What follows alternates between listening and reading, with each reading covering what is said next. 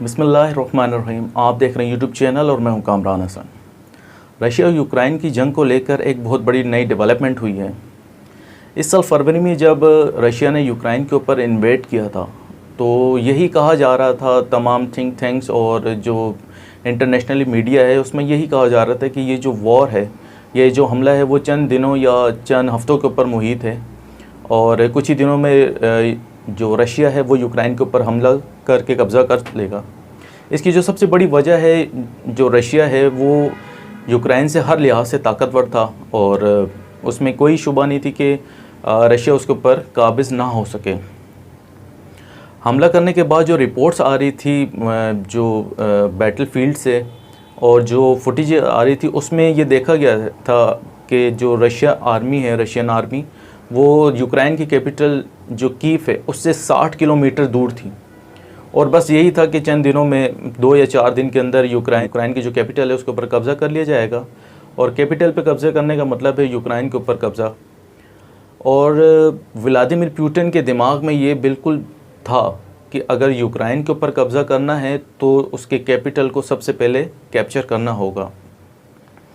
اور جو اسٹارٹ میں جو اسٹریٹجی اپنائی گئی تھی اس سے وہ اسی کو لے کے آگے چل رہے تھے، لیکن یہ ولادیمیر پوٹن کی جو سب سے بڑی غلطی تھی یہاں پہ، جو انہوں نے یہ ڈیسیجن جو لیا تھا اس میں انہوں نے رشین آرمی کے اوپر کچھ زیادہ ہی بھروسہ کر لیا اور یوکرائن کی آرمی کو انہوں نے ایک حد سے زیادہ کمزور سمجھا کہ وہ اتنی ڈیفینسو نہیں ہوگی. لیکن جو رد عمل سامنے سے آیا ہے وہ بالکل ہی مختلف تھا. یوکرائن کی جو آرمی نے جس طریقے سے کاؤنٹر اٹیک کیا ہے وہ بہت خوفناک تھا.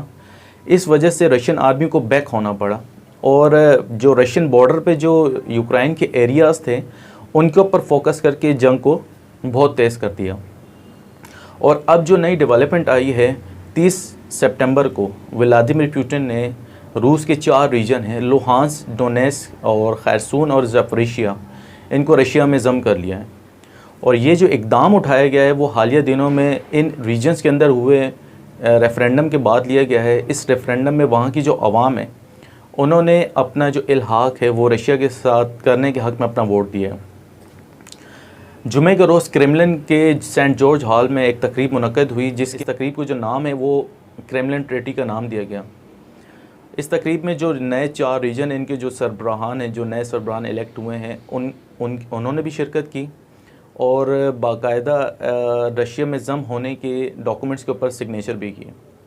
اس تقریب کے اختتام پہ ولادیمیر پوٹن نے ایک تقریر بھی کی. اس تقریر میں انہوں نے یوکرائن اور جو ویسٹ ہے ان کو ڈائریکٹلی مخاطب کیا ہے اور اپنی اسپیچ میں انہوں نے یوکرائن کو کہا ہے کہ تم بھی سن لو اور جو تمہارے اصل ماسٹر ہیں جو ویسٹ ہے وہ بھی سن لیں کہ یہ جو 4 ریجن ہیں، لوہانسک، ڈونیٹسک، خیرسون اور زاپوریژیہ، اس کی عوام اب رشین بن چکی ہیں اور ہمیشہ کے لیے. رشیا نے جب یوکرائن کے اوپر انویڈ کیا ہے فروری کے بعد سے لے کر اب تک، یہ رشیا کی سب سے بڑی ڈیولپمنٹ تصور کی جا رہی ہے.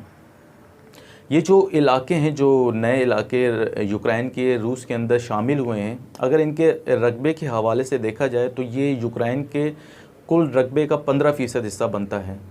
اور اگر میں یہاں پہ بات کروں کرائمیا کی، جو 2014 میں ریفرینڈم کے بعد رشیا میں شامل ہوا تھا، اس کو اگر ملائیں تو یہ ٹوٹل 20% حصہ بنتا ہے یوکرائن کا، جو ابھی تک روس میں ضم ہو چکا ہے.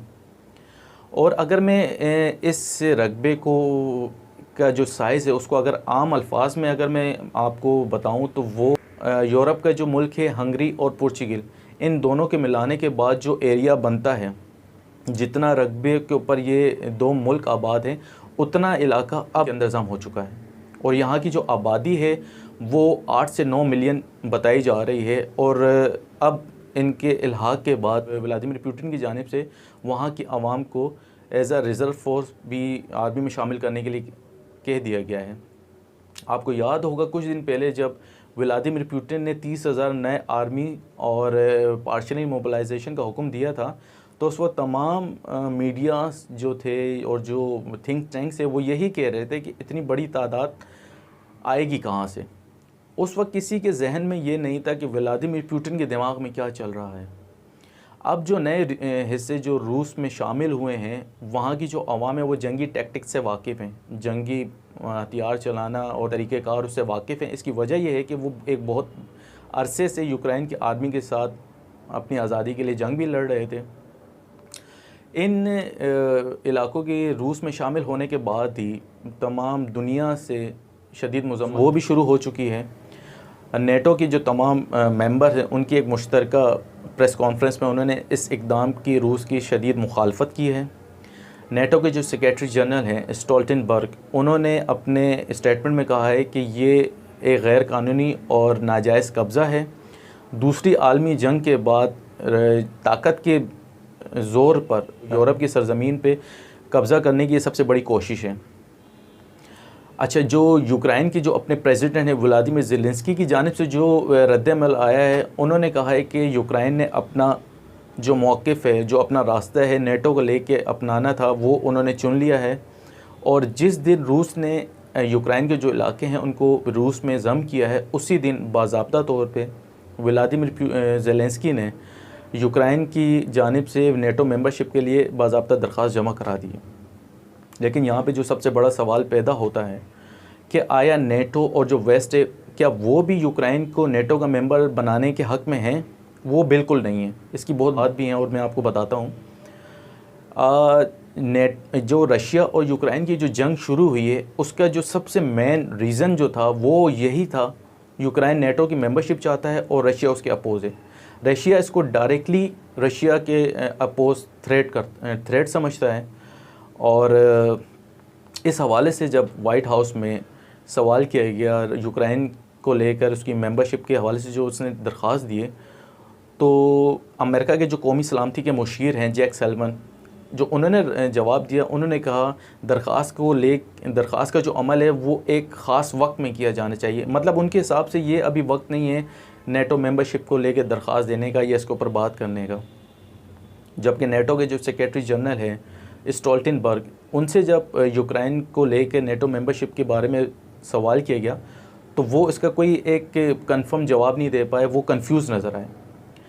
نیٹو اور جو ویسٹ ہیں جو یوکرائن کی اس بربادی کا مین سبب بنے ہیں، اب یوکرائن کو نیٹو کی ممبرشپ دینے پر کنفیوز ہوئے ہیں۔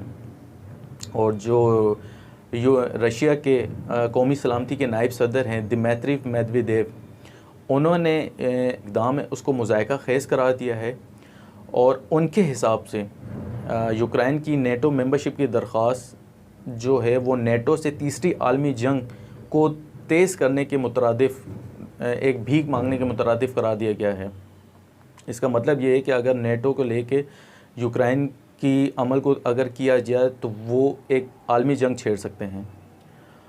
اور کچھ دن پہلے یورپ کا جو ملک ہے ہنگری پرائم منسٹر ہیں، انہوں نے ایک بند کمرہ میٹنگ کی تھی جو ایک پریس میں شائع بھی ہوئی ہے۔